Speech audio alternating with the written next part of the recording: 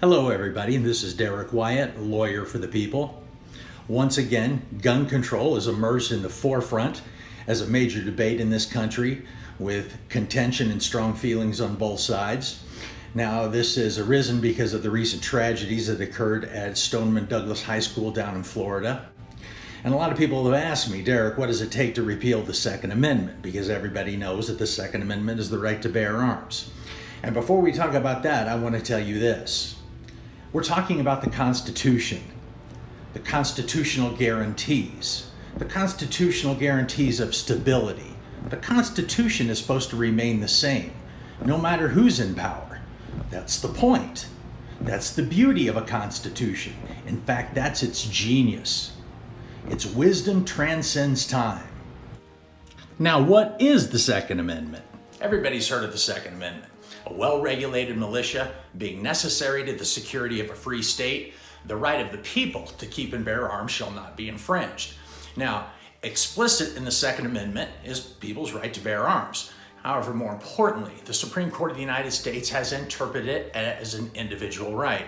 So it doesn't really matter what we say. It doesn't matter if we go back and try to debate the meaning of militia in 1787 or 1776 or 1791. It just doesn't matter because the Supreme Court of the United States has said this is what it means. Now, think if the Supreme Court changed their mind, if there was a landmark decision that came down, the law on guns, the law of the land, would change very quickly. But right now, the Supreme Court has said it's an individual right and people can keep and bear arms.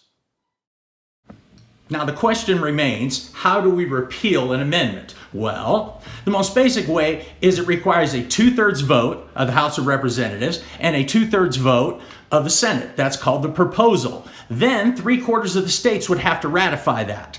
Now, there's ways to have a constitutional convention, but the numbers stay the same. Basically, you have to have 2/3 of approval, then you have to have 3/4 of approval from the states. And getting that approval from the states is going to be a tough one. 3/4 approval by the states means 38 out of the 50 states would have to ratify it. And that would be pretty difficult.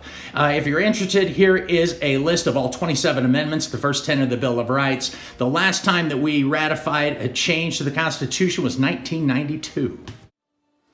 When our forefathers wrote the Constitution, they wanted it to stand the test of time. They had life experiences in England and over in this country. And this was a matter that was studied and debated for years. So our forefathers gave us a method for changing the Constitution, but they made it very difficult. Remember, it requires a 2/3 majority of the House and the Senate. That's a supermajority. Then we need a supermajority, 3/4 of the states. Now, that's a pretty arduous task. Now, I want to leave you with one final note. Everybody points to this, and they say, you know what? Our forefathers never would have imagined this technology. We have to change the Constitution. Well, you know what? I disagree with that. Human nature has been around for 5,000 years. And yes, technology changes, but humans don't. If we succumb to surrendering our weapons, we're eventually going to give up to tyranny. Thank you. I appreciate you listening.